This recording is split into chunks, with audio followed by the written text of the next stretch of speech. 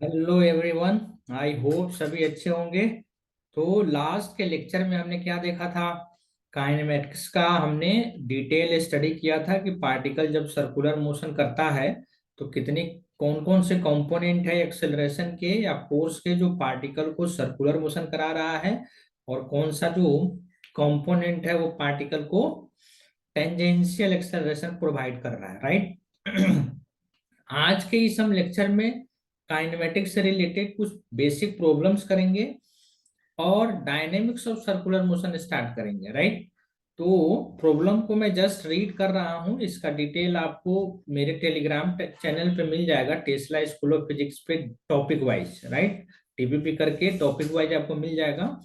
अभी फिलहाल मैं क्वेश्चन को रीड करता हूँ। क्वेश्चन क्या है? क्वेश्चन ये दे रखा है, if A point moves along a circle with constant speed, prove that its angular speed about any point on the circle is half of that about center।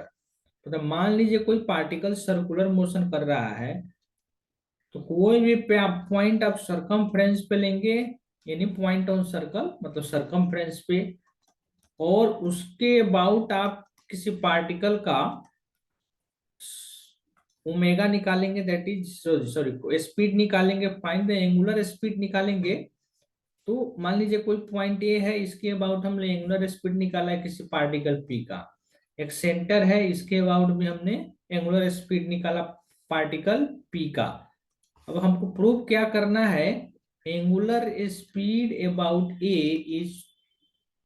Is half of angular speed about C. Question क्या है? Prove that it angular speed about any point of circumference is half of about the centre. तो ये आपको prove करना है, particle P का जो angular speed है ये पॉइंट के अबाउट वो सेंटर से हाफ है, राइट। तो क्या करेंगे यहाँ पे? मान लीजिए पार्टिकल पी है, इसका लोकेशन सेंटर से ये एंगल थीटा बना रहा है। ये जब पार्टिकल मान लीजिए यहां से पी तक पहुंचा, तो ए के अबाउट ये कितना एंगल बना रहा है ये हमको देखना पड़ेगा। ये एंगल थीटा है और ये दोनों क्या है? रेडियस है। ये भी रेडियस है और ये भी रेडियस है, राइट। तो ये दोनों जब रेडियस है, इसका मतलब ये है कि ये एंगल और ये एंगल बराबर होगा। दोनों एंगल क्या होंगे? आपस में बराबर होगा। अब हम क्या बोलते हैं कि ये जो एंगल है कितना हो गया? जब ये एंगल थीटा है तो टोटल जो बनने वाला है 180। इस एंगल को मैं अगर अल्फा बोल दूं तो अल्फा कितना हो जाएगा? Pi minus theta, pi minus theta. तो angle P A C equal to A P C, क्योंकि ये दोनों रेडियस के कॉरस्पॉन्डिंग एंगल है। ये भी रेडियस है, ए सी भी एंगल है, रेडियस है, और सीपी भी रेडियस है। तो इस रेडियस के कॉरस्पॉन्डिंग एंगल है, तो दोनों बराबर है। बट अगर triangle in triangle A P C में अगर आप देखेंगे, तो angle A C P plus angle C P A plus angle P A C, ये टोटल मिलकर कितना होना चाहिए? Pi, that is 180। तो एंगल ए सी पी हमने ऑलरेडी निकाल रखा है, इसी को तो हमने अल्फा बोला है। इस क्या है? Pi minus theta, sorry pi minus theta. Angle C P A और पी एस ये दोनों बराबर है। तो मान लेते हैं ये एंगल जो है समथिंग थीटा प्राइम के बराबर है, या बीटा मान लेते हैं। इसको क्या मान लिया हमने? मान लीजिए वो बीटा है। ये दोनों एंगल क्या है? बीटा है। तो क्या लिखेंगे? Beta plus beta equal to theta. तो क्या हो जाएगा? ये बीटा है, इधर बीटा है, चला गया, तो two beta equal to theta. Beta कितना लिखेंगे आप? Theta by two. तो कोई एक पॉइंट ले लिया, जैसे मान लीजिए पॉइंट ए ले लिया, तो इसके अबाउट तो कितना एंगल गया? तो एंगल क्या लिखेंगे आप? Angle P A C equal to theta by two. Time interval same है। मान लीजिए ये पॉइंट क्यू है, क्यू से पी जाने में उसको टी टाइम ही लगा, बट सेंटर के अबाउट ये थीटा एंगल चला और ये पॉइंट के अबाउट ये θ/2 चला। तो सेंटर के अबाउट अगर मैं ओमेगा लिखूंगा तो डी थीटा, मैंने स्मॉल टाइम एंगल के लिए हम बात करें तो dθ/2, और ए के अबाउट लिखेंगे तो d/dt। थीटा कितना होगा, θ/2, तो दिस इज 1/2 dθ/dt। मान लीजिए कि अगर आपको कंफ्यूजन हो रहा है थीटा की जगह डी थीटा कैसे लिख दिया, तो आप छोटा एंगल ही ले लीजिए। मान लीजिए ये डी थीटा है, ये क्या हो जाएगा dθ/2, राइट। तो dθ/dt को हमने क्या बोल रखा है, ओमेगा सी। dθ/dt को हमने क्या बोला, ओमेगा सी। तो ओमेगा ये कितना आ गया, ओमेगा c/2।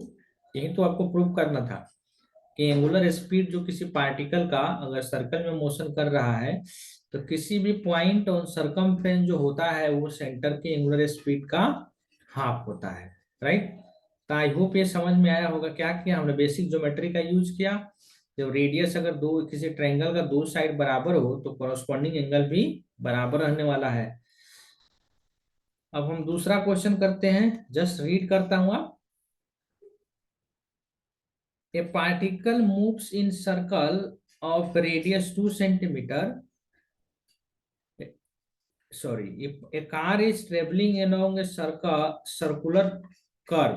क्वेश्चन ये है, मैं थोड़ा उल्टा पढ़ दिया। A car is traveling along a circular curve that has a radius of 50 मीटर। रेडियस क्या दे रखा है आपका, 50 मीटर। सर्कुलर कर्व पे चल रहा है, मान लीजिए सर्कुलर पाथ है।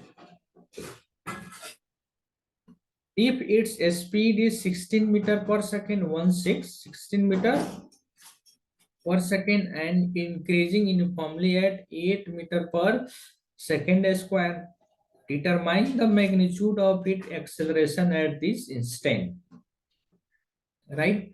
तो उसका स्पीड क्या है, किसी टाइम टी पे स्पीड दिया है 16 मीटर पर सेकेंड, और दे रखा है जी ये जो स्पीड है वो किस रेट से इंक्रीज कर रहा है, 8 मीटर पर सेकेंड स्क्वायर से।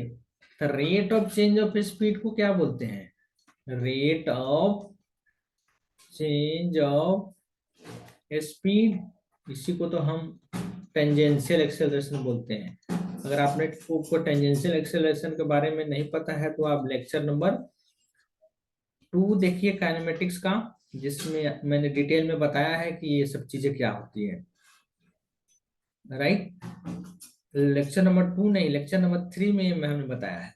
लेक्चर नंबर 3 में मैंने बताया है कि टेंजेंशियल एक्सेलरेशन क्या होता है और सेंट्रीपिटल एक्सेलरेशन क्या होती है। तो ये तो टेंजेंशियल एक्सेलरेशन दिया है, हमसे पूछा है determine the magnitude of acceleration.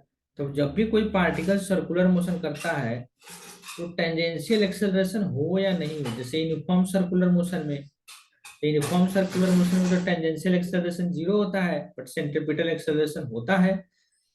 जब भी कोई पार्टिकल सर्कुलर मोशन करे तो सेंट्रीपिटल एक्सेलरेशन तो होगा ही। वो कितना होता है, v²/r। भी हम दे रखा है क्वेश्चन में, तो this is 16² r, that is 50। तो क्या हो जाएगा, 256 डिवाइडेड बाई 50, तो 5.1.2 divided by 10, that is 5.12 metre पर सेकेंड स्क्वायर। तो हमारे पास टेंजेंशियल एक्सेलरेशन है, हमारे पास सेंट्रीपिटल एक्सेलरेशन है।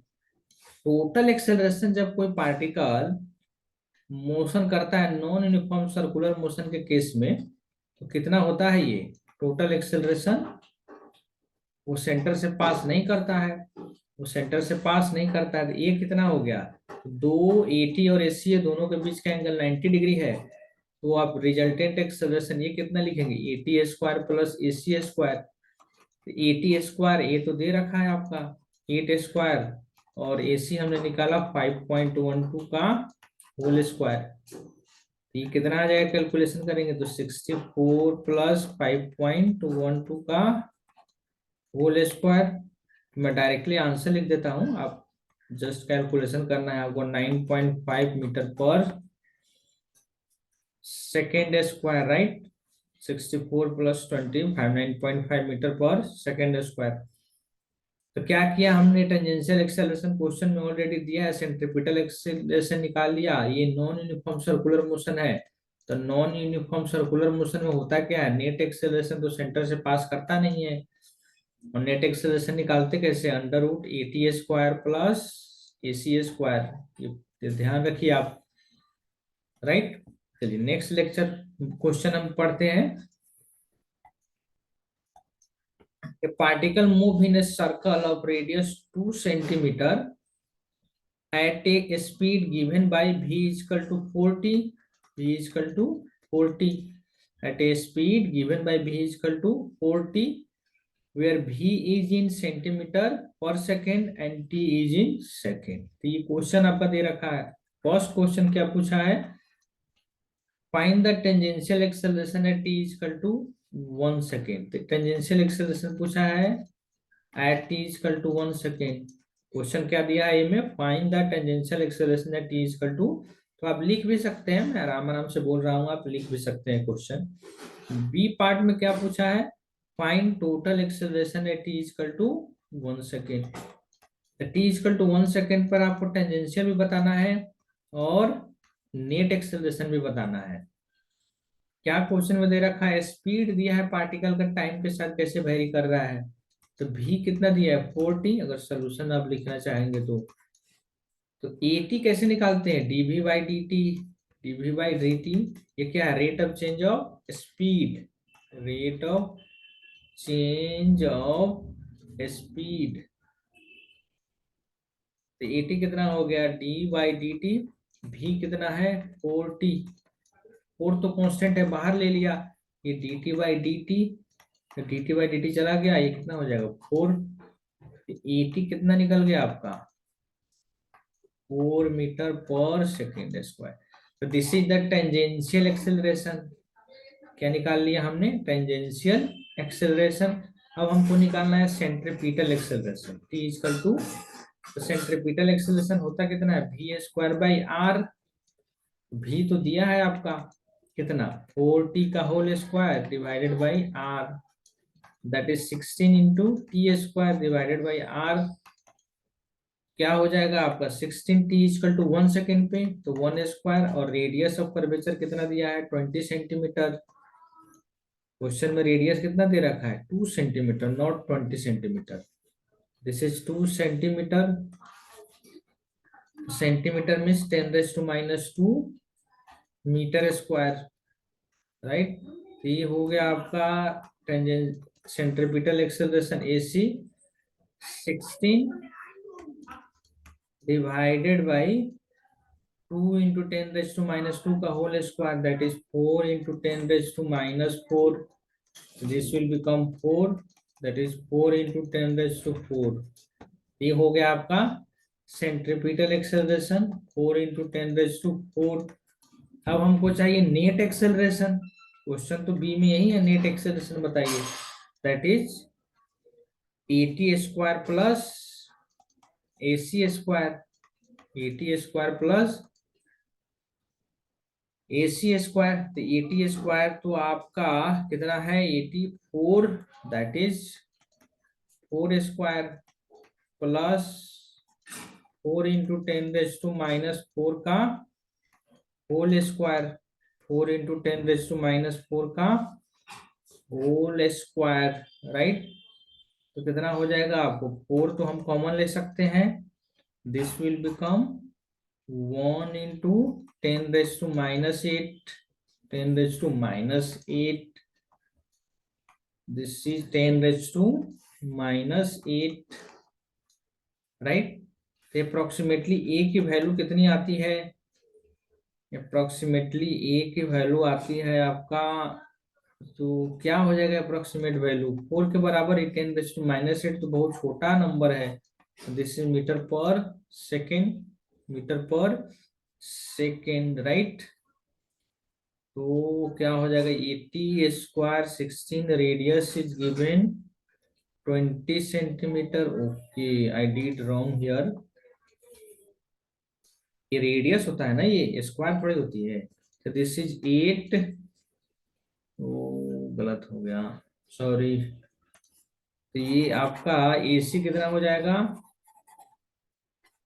एसी कितने हो जाएंगे, जब हमने रेडियस स्क्वायर नहीं होता है, सिंपली रेडियस होता है v square by r, v square by r that is 8 10 raise to minus 8 into 10 raise to 4 metre पर second square, metre per 10 raise to minus 4 नहीं, 10 रेज टू माइनस 2, गलती, 10 raise to minus 10 raise to 2 metre पर second square.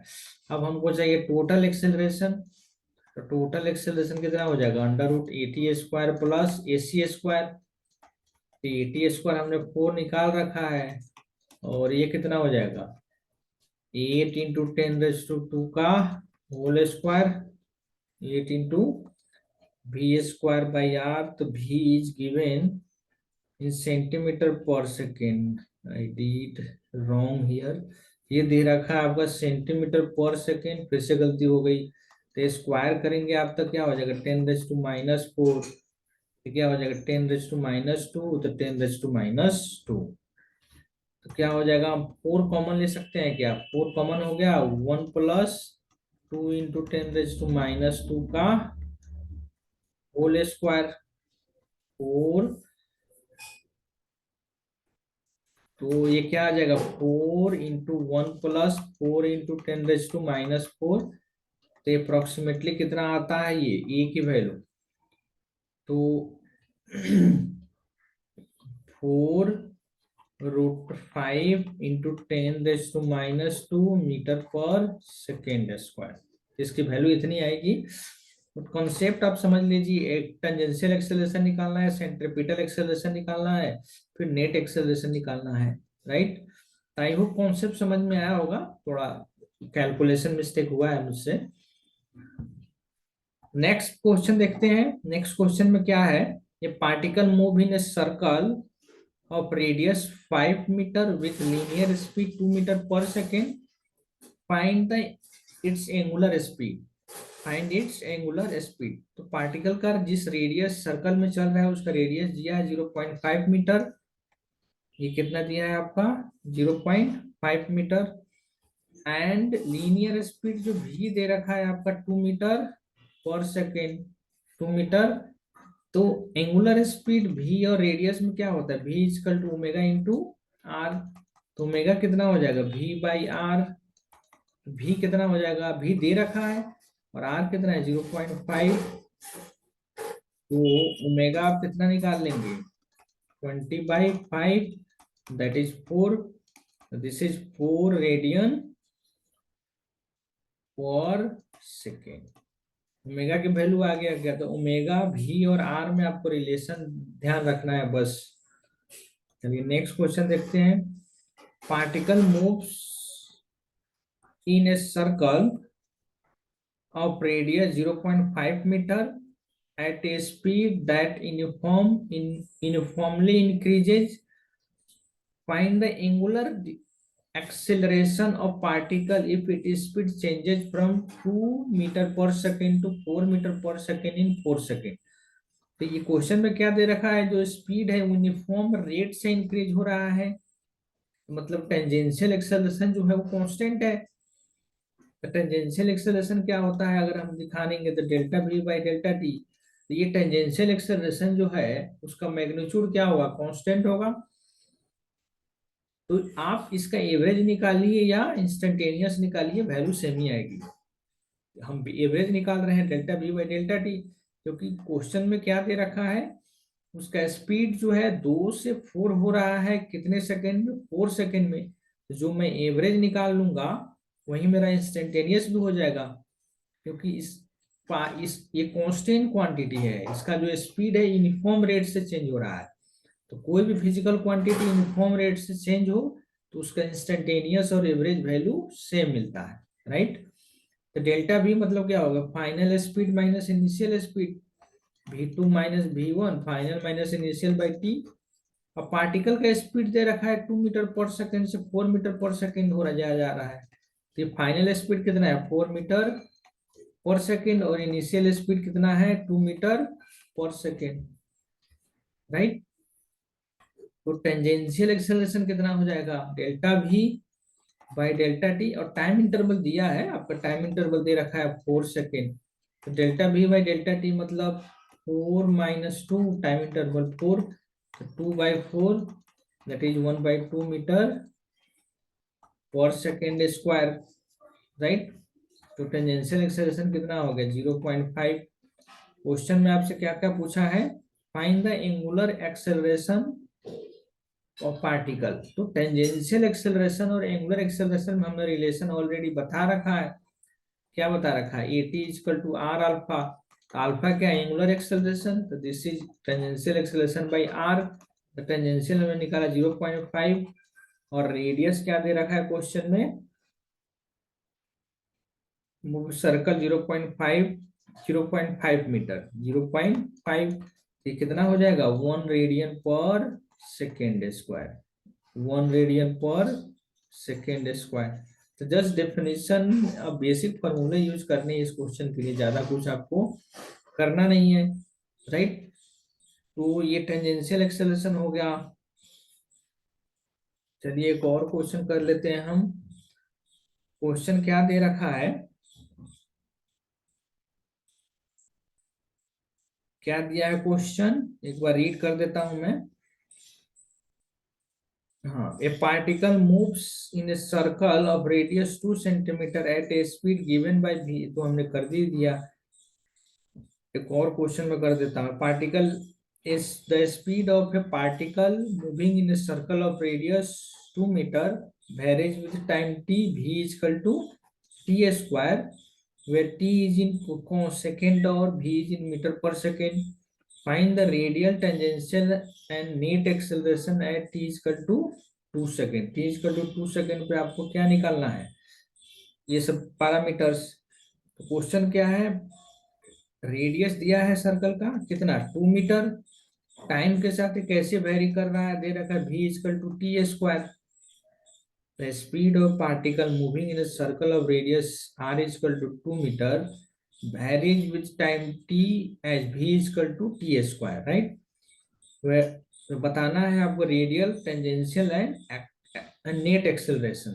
Speed दे रखा है, तो tangential acceleration कैसे निकालेंगे आप सॉल्यूशन में, एटी क्या होता है, rate of change of speed, तो D by D T into T square, तो कितना हो गया 2t।